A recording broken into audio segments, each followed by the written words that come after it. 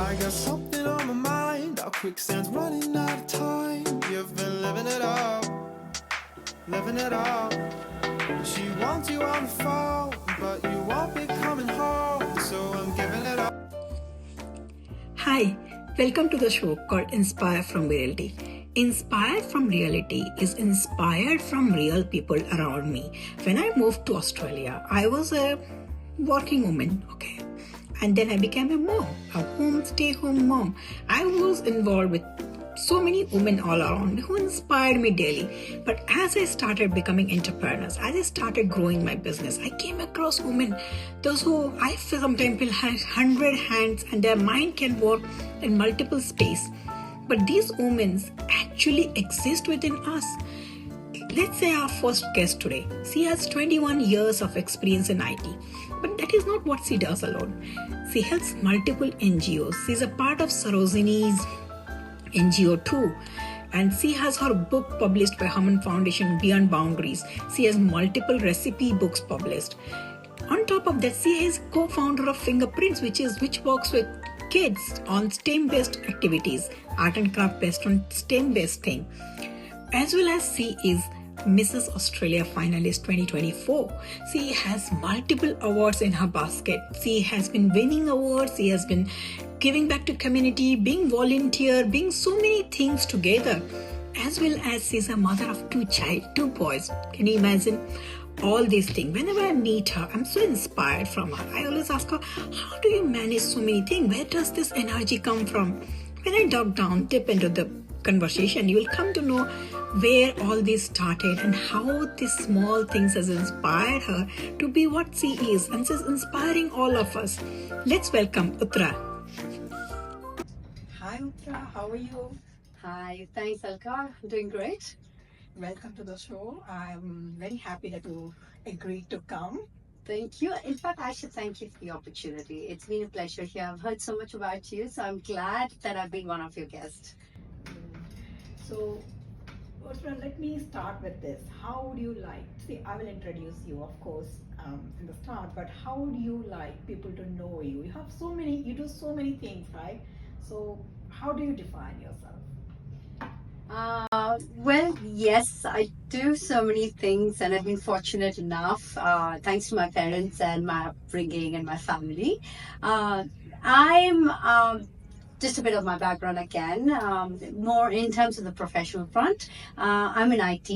I'm an engineer by background, electrical and electronics engineer, but I choose to move into sales from the beginning of my career, which was quite unlikely then. And my dad was, of course, not very happy about that choice. But having said that, I started with the BPO way back 21 years ago, and been in sales most of my life, customer success, and customer experience.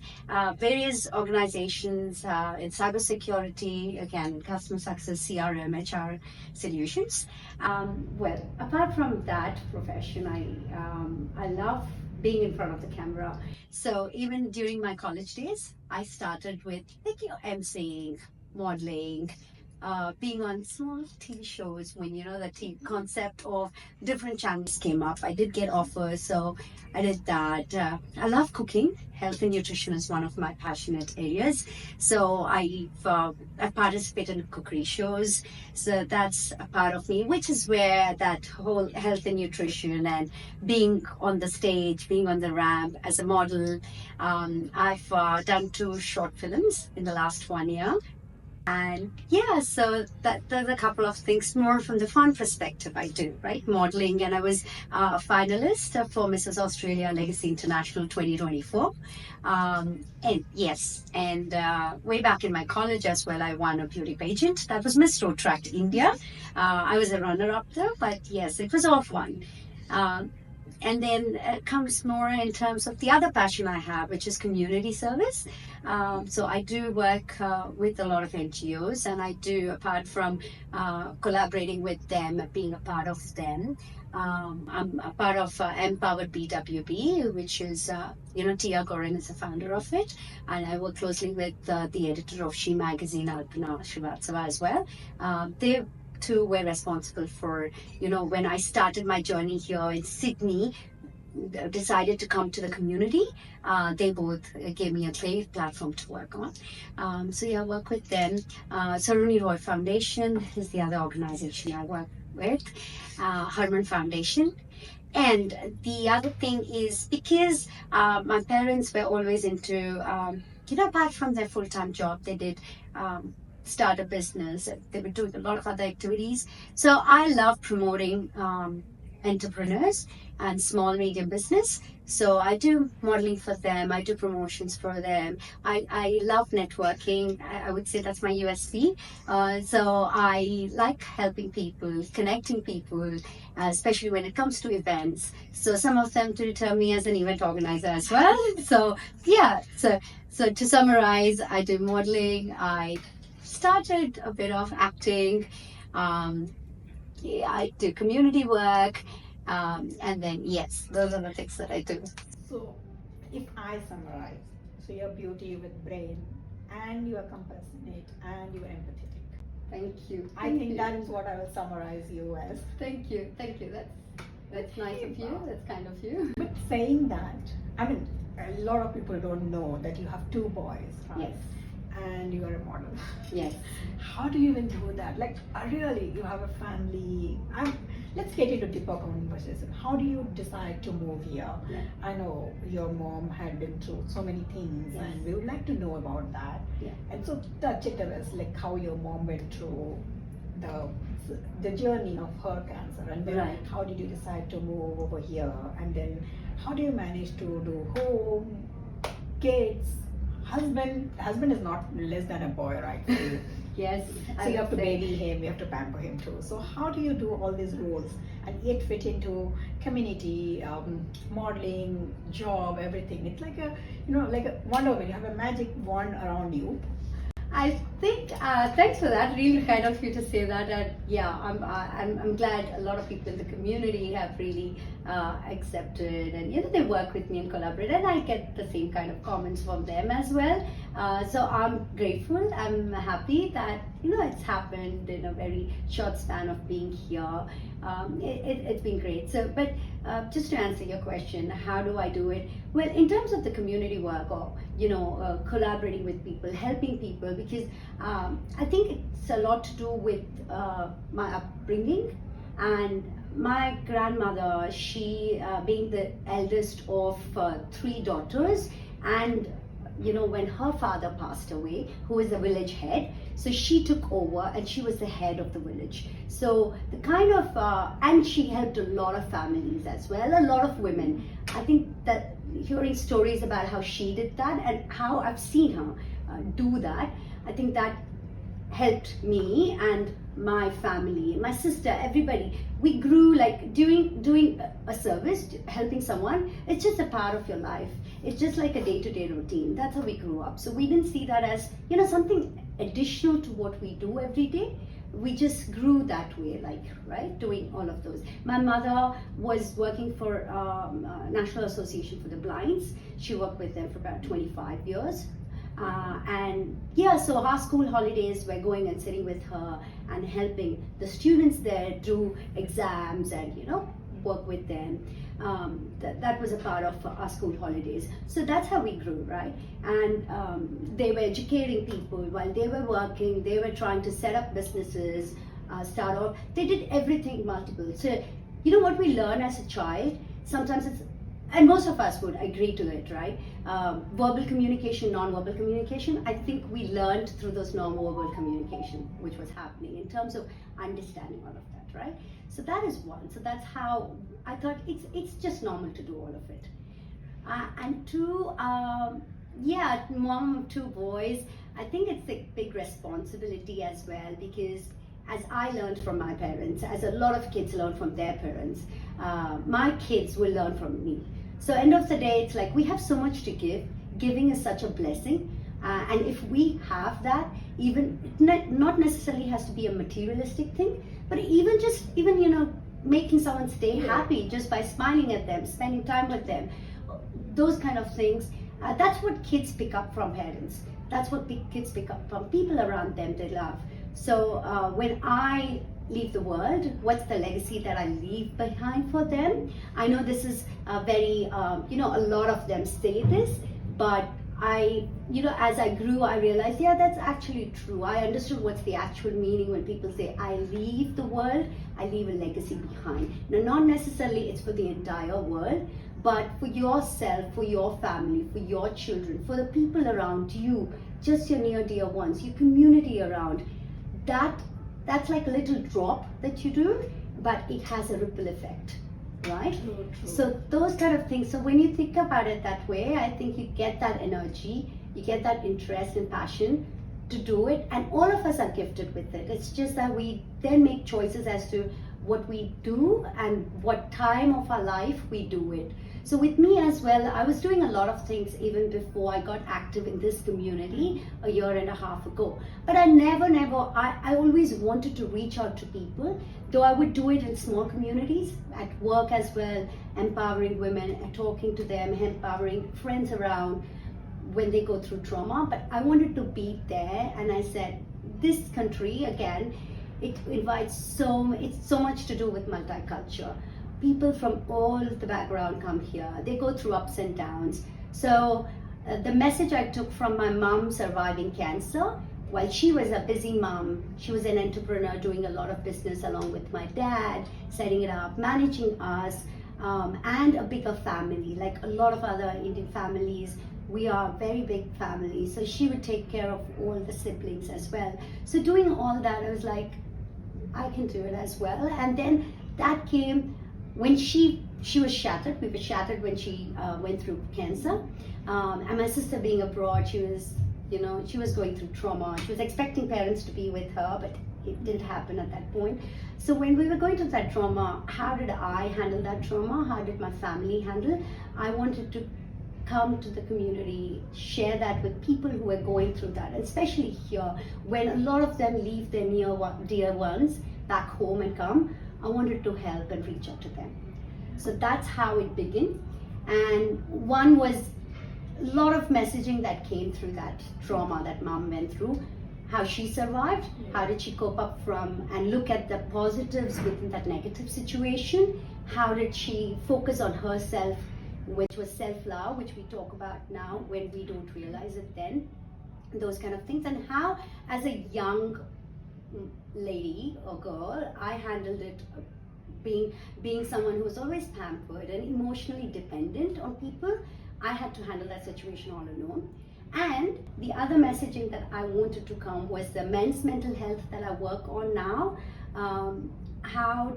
My dad went through a lot, right, emotionally, and I saw that men in my family were going through that. Mom of two boys, it was also my responsibility to make sure I build resilient kids and help them cope up with their emotions, let it be anger or crying or whatever.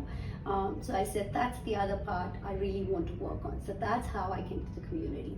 And yes, those are the things that I seriously want to work on, health and nutrition. But when it comes to fashion, fun part of it, it's not about making a career, but it's about you love it, you enjoy being there, so just do what you enjoy. And you're so natural in that. I see Thank you. you. Thank you. So yeah, and then when I had my second child, where I took a break from my break, I took not a career break, I took a long leave, maternity leave, and I was like, I wanted to do it. Like so many years I've been wanting to do a lot of things. I do painting, I do jewelry, I do a lot of classes for kids, one-on-one, when it comes to crafts and painting. I said I wanted to expand. And then I had my second child. I was personally going through, it's not postpartum, but it was like I was going through those hormonal changes and anger issues. So, I was suggested by my sister, I think you should just check if you have postpartum. I got offended, saying, no, how is that possible? I handle and coach thousands, hundreds, not thousands, hundreds of women in my career I have coached. So how could that be possible? But I also learned that everybody are humans. We go through those situations and no harm in trying. And that's the other messaging I want to give everybody, that it's okay if you're going through such situations. Come out of it, talk to people. We are blessed with so many doctors, so many equipments that we have, so many apps, and so many things that we have, sources, social media. So come out of it, seek help, and it's fine. And look, that's what helped me. And I no matter, my son was about 13, 14 months old, but I said, I will be there. He comes along with me, and most of them have seen that he's there. That's the other thing. I know a lot of moms do that. They have been a source of inspiration for me. And the other thing also is about my husband handling the kids when I'm not around, or situations where I can't take them, because that's again a key, that men need to support their partner, and the way the women or family supports the men, as well, the men need to support the women as well, and then it really works well. They can do wonders. That's the messaging. Yeah. So, Uthra, when I had my second baby, I have two boys too. One is 11-year-old, the other is almost 7 now. So when I had second one, first one was like well, he slept throughout and everything. Second one did not sleep, and I went through insomnia very bad. So one day I had a 6-year-old in the car and the other couple of months old, and I slept in the car, in the stop, in the signal. Oh. I was honked, and I just woke up like my heartbeat was Yeah. like, I was like, how I can sleep in the car? And it was a waking moment, and I went to GP. I have seen a lot of women don't go to GP after that. Yeah. I want to put this point here because you have told me a very good point. So I went to GP. GP said, go for a sleep training. When I asked about sleep training, I got so much negative reviews about it. But one woman said, go, it will change your life. Yeah. So I picked that only one positive thing. I said, I have to go. I stayed 5 nights in Tresillian Homes in Hawkesbury, Nepean Yes. Hospital. Yeah. It was a blessing. Change. They said me a few things like, do not feed the kid in the night because they need to sleep. Even if for 6 hours, they need to straight sleep for 6 hours. Train them. So I picked up the training. I did that at home. It was difficult. It was very difficult to ask a kid to be on the bed and you are not there. Yeah. But I did that 2 months of training at home. Yeah. After that, it was difficult.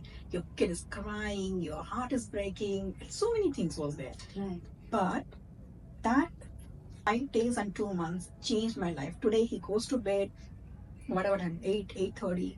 He wakes up straight at 6 o'clock. Right. Sleeps throughout the night. It took me a lot of time to recover. Till now, even I cannot fall back asleep. The way I used to fall asleep, I don't fall back. It takes me time to fall asleep, and I'm very aware of the moments in the house. Even if the kids don't make noise, I'm still, if it's windy outside, I'll wake up. I was not like that. Because of this insomnia, I became like that. But still, I'm getting my sleep. And it became very important that sometimes you have to seek help. Yes. Anything. It can be, so when my dad passed away, I was very depressed. I did not know. I won't say I was depressed, but there were so many things going on. I did not work. 6 months I did not work. I lost all my clients. So many things happened. But when you need that one person to tell you. My kid, older one, he was 8 or 9 that time. He came and told, I think you are missing dad. I'm missing your dad, and you're not being yourself. You might need to cry or do something. They pick up. And he just said, and I realized, yeah, I need to do something. And I poured that energy into TGWare, which you see now, digital marketing agency, Right. which is going so good, touch wood. Yes. And yes, small things. You should always seek help if you need.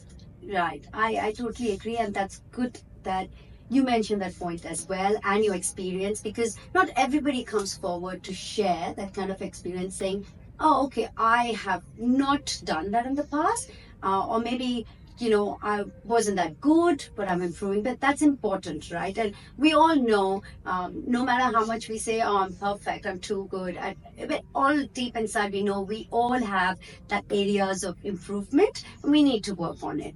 And especially with kids, I like the point that you mentioned about kids, if I may just say that. Sorry, I interrupted. There's so much to learn from them. They're born, obviously. As they grow, they learn from us and the world around them. But there are so many things that they're so transparent, they're so innocent, but at the same time smarter than us, I feel, because like your son said, they're very practical, right? Like my mom always says this. I learn from my grandkids because there's so much that grandkids are much, like I would say, practical. They're quite logical in the way they think. While we think sometimes emotionally, Yes. but we got to take those practical decisions in life. So those are the things that we pick up And from kids. today's generation kid, which is we call alpha gene, okay, but have you marked that they are very open to what they feel? They are very expressive. We say that they are, I mean, always I hear people saying that they are digged into the mobiles, this, that, but when you communicate with them, they're very open, they're very vocal about what they are feeling. Right. But when I was growing up, particularly millennials, we used to be in dilemma, like whether we say, we don't say, if we're going to hurt that people. But I feel that this generation kids, particularly alpha gene, they are thinking that we need to say, otherwise how the other person is going to know. Right. So vocal and so much, what do you say, practical. Right. They see what is happening and they just say it. This is what is happening and this is what I liked. Right. This is what I did not like. So when you know what they did not like, you can start working and explaining them. Yes. I do that. You did not like it. That's fair enough. You don't like vegetables. That's fair enough. How could I reverse engineer and say, okay, pick up 2 vegetables that you can eat. And how do you want to eat it? Right. Or maybe I did not like that person, or I don't want to go to that family's home. Why you did not like? When you hear why they did not like, you could feel that they're genuinely correct. Yes. And you can start working behind, or maybe sometimes I agree they did not like and their reasons are correct. But sometimes I feel like they can be a little more resilient. Yeah. And explain them. I would not have said my mom that I don't like that person coming home. But I see the girls are so open. I don't want to talk to that man. They're so open in saying, I just recently this happened. This my friend's daughter said, no, I don't want that person in my party. It was so clear, and I was like, wow, I would have never said that. Yes. They're so vocal, and they have the reasons very clear Yeah. in their head as to why they don't want, which is amazing. Yeah, of course, we learn from them to actually logically explain things out, but at the same time, we also, again, I'm sure you will be doing the same, that you teach them, look, end of the day, you will be working, you will be meeting, you will be living with people around who you might not be comfortable, but we got to work it out and we got to talk it out, and which is good, they talk it out. Yes. Yeah, that's amazing. Yeah, that's true. So let me ask you Yes. a question that I wanted to always ask. You have got so many awards. Do you have a shelf in your house to keep all the awards? Yeah, thank you. Yeah, I know. I have. Yeah, in the last, I actually got active here in the community only since last May, and yeah, since then there have been quite a lot of awards. I'm blessed.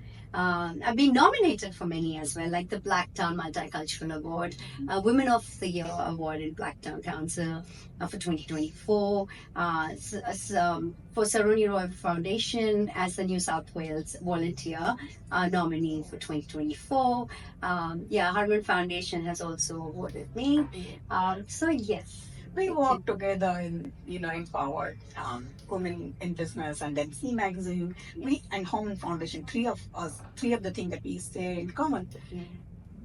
I want to ask you something which I really found very unique, which you are doing, is period providing. Yes. Do you want to say about it? Because it's such a unique thing. I would like people to know how you are helping in that. And I know the October 2nd is coming and there is something going on behind for that. That's right. I would really like this platform to say about that. Sure. And I'm glad, thank you for giving this opportunity, and I'm glad that we're talking at the right time, because thanks to Saroni Roy, because she is an actor, she's an inspirational person herself, and she's a model, international model and actor. Now, she's always done something unique, right? So Saroni Roy Foundation every year does Mahatma Gandhi's birthday. During that event, which is this year, it's happening on the 24th of September. That's my birthday. Parliament. Yeah, that's nice. That's I would say advance happy birthday. So we will miss you at the event, though. I know you're going to be with your family then, but yeah, but we remember. So yeah, on she comes up with a unique project every year, right? So this year, with Gandhi Jayanti, I think she passes on the message in the event about what's Gandhiji's messaging. Um, yeah, and we talk about women empowerment and many other things which Mahatma Gandhi spoke then years ago. So that's the messaging that she wants to spread, and she's been working on that, and she spread that message. Um, but period poverty, Super Nari, the project is a long-term project that she's launching on that day, which is the 24th of September. It's happening at Parliament here in Sydney, and again, I a lot of thousands and millions of women globally suffer with period poverty. Like they do not have access to sanitary pads. A lot of schools and colleges, people don't go to college or schools on those days when they have periods because they either shy away, they do not have provision to the sanitary pads and sanitary products, or they are even hesitant to talk about any pain or issues that they might be going through. And even in schools, right, especially in rural areas globally as well. So this project is about, one, educating people, and surprisingly, even in the developed countries that we would say, or many other countries, there are so many people who are homeless who do not have access to this. They use like socks and tissues. It's really very sad when you actually listen to their stories and see them. Saruni's project and goal is to first educate people on various issues that might crop up because of period poverty. It's also about creating awareness globally. It's a global project again, and also about raising funds. So she's doing a $1 project wherein you have access to the sanitary pads and products, even in the general places like shops or public toilets. So that's that initiative that she's working on, and I think it's great, and I'm happy and I'm grateful that I'm a part of that project. There are so many young people working behind the scenes for that. It's amazing the kind of work that they've put in to plan this project along with Saroni. So hats off to those young kids as well who are working with Saroni on that. So yes, that's the project that I'm very looking forward to. We've already started working on it. If you see the social media posts, we're raising funds and petition as well to sign up. So I now thank you for this giving me this forum to talk about it, and I would also request and encourage people to support this project. See, we will put down on the link about this petition and how you can support this. Whether you're a woman or man or a boy or a girl, does not matter. It's a thing that you can always come forward and help. There are so many ways to help, and look into the broad link. Even a small donation or maybe a small contribution or being a volunteer would definitely help this project a lot. And I really feel like I can imagine we come from such pampered family or such privileged family. We wouldn't have even thought about how people suffer. I started my periods, I used stay free, starting from there. I have never thought, but my mom works in a school which is for tribal people. So tribal kids come from the tribal region of my area, and they study there. It's free government thing. So when I grew up a little bit old, and I started hearing the stories, how they used to be there, and if they go through the periods, how unhygienic it used to be, and it really affects them. They get infections, so many things they go through. But thank God, the government of my state, which is Odisha in India, they have this provision that if the girls are from tribal, they are staying in the hostel, they are provided free of cost. So that was a big, and sometimes they used to take few for the older sister or brother or sister, or maybe the aunt in the house, which is a good thing. I mean, that's a help they can do. But yeah, so that's why when you said about this, I could feel it closely because I've seen those girls, little girls, like around 12, 13-year-old girl, Yeah. and they don't want to go back in the holidays to home because they know that in the summer vacation they will be having once or twice periods and they're going to not have access to these things. Right. And so my mother, who was principal that time, started saying, see, when you go, we give you 5 packets. Take it 2 for yourself, which you're going to use, but take it few for others in the village. That's really nice. Yeah. So yes.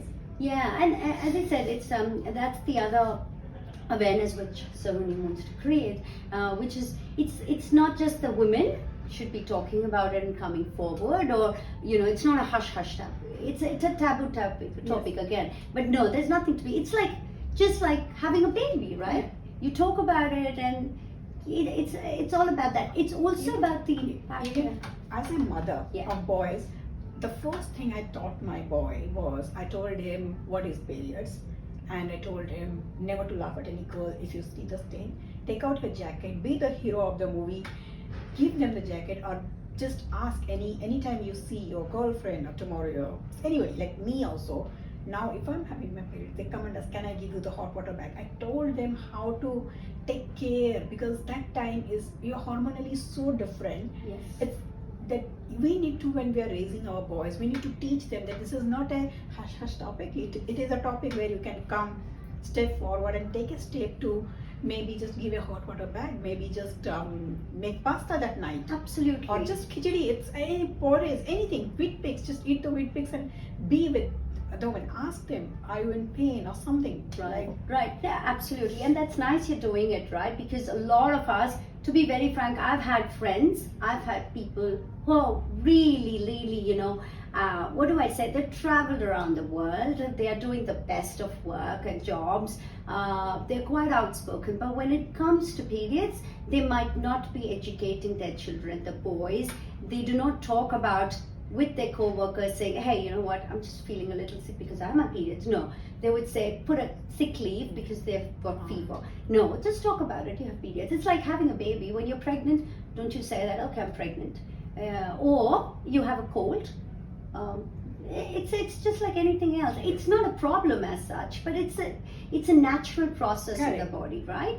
And there are so many consequences of not really taking care and being hygienic during those days, which could impact the reproduction and many other health issues. So that's the whole thing, that to have a healthier life, that's one of the other things that needs to be taken care. People in sports, swimming, other things do not go forward when they have their periods. A lot of girls don't. But we need to find provision, we need to educate them. So that's the aim of the project. And again, I'll also take this opportunity on behalf of Saroni to thank all the sponsors and supporters and everybody who's come forward to support. I mean, we have had supporters who are doing auctions to raise funds. Wow. We have very, very creative ways where people are collaborating with us. But we definitely need, I mean, there are millions of women, so it's not just the few of us can just contribute and go forward, but small steps from each one of us is important, which is why she's doing the $1 period poverty campaign and the petition to be raised so that we can provide that free sanitary pads and everything to people who are homeless as well in the public area, and people who actually might be earning but not as much to really, because sanitary pads are getting expensive, sanitary products are getting expensive with the cost of living and everything. It's always better to help them out. Countries like where we come from, India, they do, that if you are below poverty area, they provide one rupee pads. After that, Padman came and did that one for the NGOs and all. NGOs provide only 1 rupee. So if these kind of thing can spread to the countries like Australia, US, and UK has such a big problem with this. And Yes. If these things spread there, it would be such a good, because they're already advanced economically. I won't say with technology and all, but particularly economically they're advanced. If these small things can be taken care, it would be such it's just $1, right? Yeah. Thank you. But Uthra, I know we are running short of time, and I would like to invite you again for mental health. Uthra is a very big supporter of men's mental health. She does her podcast, she does her speech and all. But we are running Sure. And one last thing about Yeah. mental health, if I might say, I know we're running out of time, but I'll just make it quick. I'll make it short. I also run an organization called Fingerprints, and it's about workshop for kids, especially the primary aged kids. I'm a co-founder for that, and the other founders are Shweta Mohan and Soumya Vinod. They are extremely supportive, and they are also into IT. They are busy mums, but we all join hands together because I used to do workshops, as I said, Yes. for kids, best out of waste, and creative ways to do painting and things like that. So that is, again, these days we do the mental health workshop like a paint and sip kind of a concept. So those are the kind of concepts, right? So I'm a strong believer, and so is Shweta and Soumya, that creativity is one of the ways that you can calm yourself down. And this is a way that we're also teaching kids sustainability, because we teach best out of waste, and help them build their creativity and thinking skills, which in turn helps build their confidence. And we also do STEM workshops out of the creativity. So those are things, and we have term holiday programs as well, and we do collaborate with some of the schools. So talking about mental health, childhood trauma plays an important and integral part of it. So I would encourage parents, I would love them to come to Fingerprints, but for otherwise as well, in general, involve your kids in as many outdoor and creative activities, even if they're at home during rains. We all are working towards reducing that screen time. Limited time is good, but having said that, we as parents need to dedicate at least 20 minutes with the kids doing something creative during, and that really makes a huge difference to their mental health. Yep. And especially boys, because they then grow out to be amazing men. Men need that support. As we empower women, it's equally important to support men, because we are indirectly supporting the women and the children. True. So, yes. True. And it's not that men are bad. It's just that they need help. We need to support them to come out of their shell when they are upset, depressed. They are not okay. We need to help them do that. Now, we all try to do that as wives, mothers, and everything, but as a mom, as a wife, I have a lot to learn. So I think it's a way to learn, at the same time help other families do it. So Dr. Nivedita Manoharan and myself, Dr. Nivedita Manoharan runs an organization called Untaboos. It's talking about everything which is tabooed, like sexual health and everything under the sky. So she runs that organization. She's a domestic violence advocate, so I collaborate with her for Men Too, which is men's mental health. So Oh, that is really because it's a stereotype, right? Men don't cry. men don't cry. That's the caption for Yes, us, and actually. I say men don't cry, they just burst their emotions at one point of time. So before that, you will need to cry. Just cry it out. Yes. It's so easy for us to just pick up the phone and just talk to our And they friend. carry so much of burden. Like, Yes. you and I cannot leave our kids home and do something with them. They go through so much. Yes, there are ups and downs in our life. As parents, as couples, we have to work it out. We still continue working it out. All of us have challenges. But yes, we need to take those small steps to see what's the best for all of us in the family, and in turn that spreads as a better community, is what I think. With this note, let's say, Uthra, all the best for 24th, and please keep signing like this. You're a beautiful woman inside and outside too. Thank you. And I would love to collaborate more with you and work offline. And that's all for today. Thank you. Bye. Thanks, Alka, for giving this opportunity. See you, everyone.